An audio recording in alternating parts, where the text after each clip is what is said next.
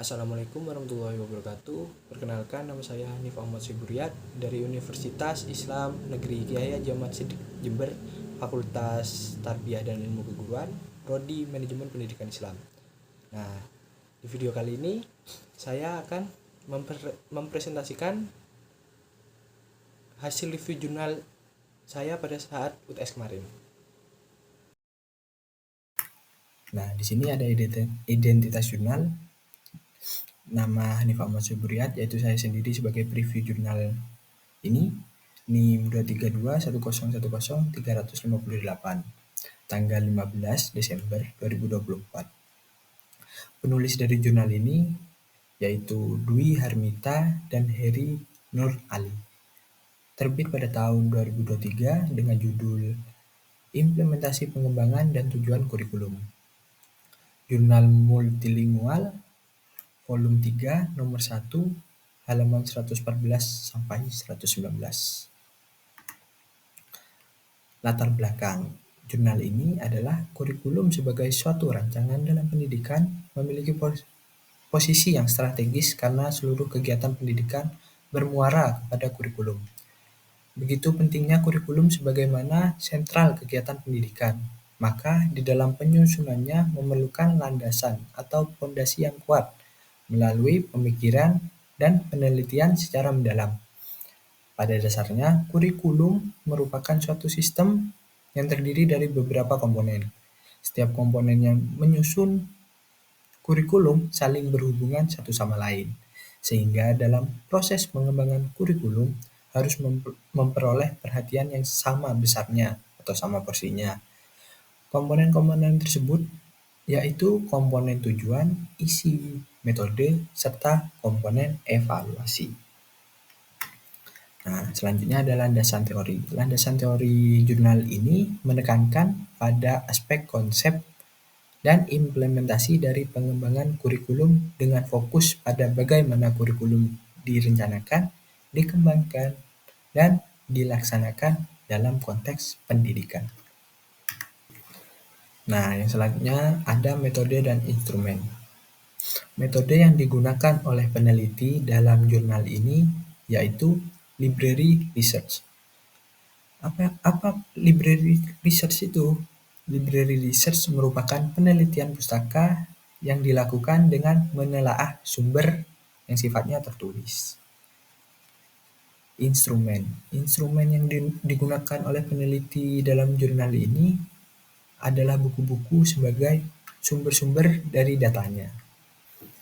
Selanjutnya, pelaksanaan penelitian.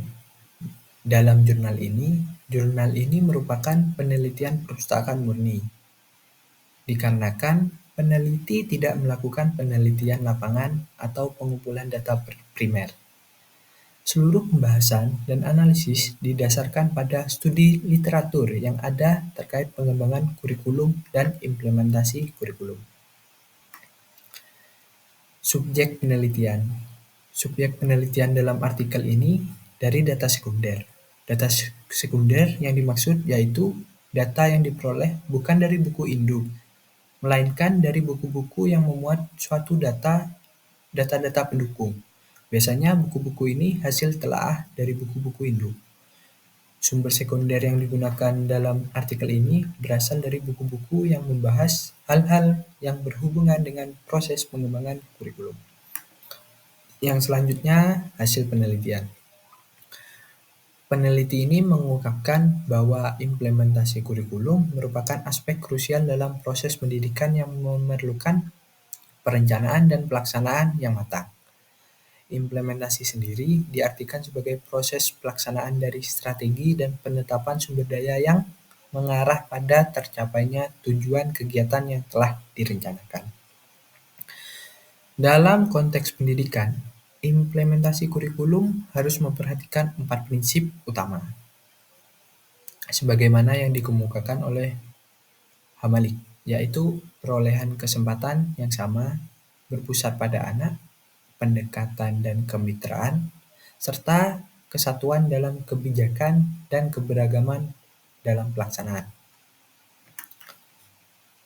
Nah, di sini ada kelebihan. Kelebihan yang dimaksud yaitu kelebihan yang ada di jurnal ini. Yang pertama itu, jurnal ini menggunakan metode library research yang sesuai untuk kajian konseptual. Yang kedua, memberikan pemahaman tentang pentingnya kurikulum dalam proses pendidikan. Yang ketiga, memberikan landasan teoritis yang kuat tentang kurikulum, menghubungkan berbagai konsep dalam pengembangan kurikulum. Nah, di sini juga ada kelemahan. Nah, kelemahan dari jurnal ini yaitu yang pertama, pada bagian abstrak hanya menggunakan satu bahasa, yaitu bahasa Inggris. Sedangkan pada bab selain abstrak itu menggunakan bahasa Indonesia. Nah, yang kedua itu penulis atau peneliti tidak turun langsung ke lapangan untuk melakukan penelitian. Peneliti atau penulis hanya menuliskan teori yang didapatkan dari buku-buku sebagai sumbernya.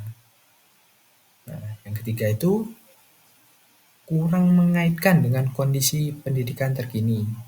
Minim pembahasan tentang adaptasi kurikulum sesuai konteks lokal. Nah, sekian dari saya. Terima kasih, semoga bermanfaat.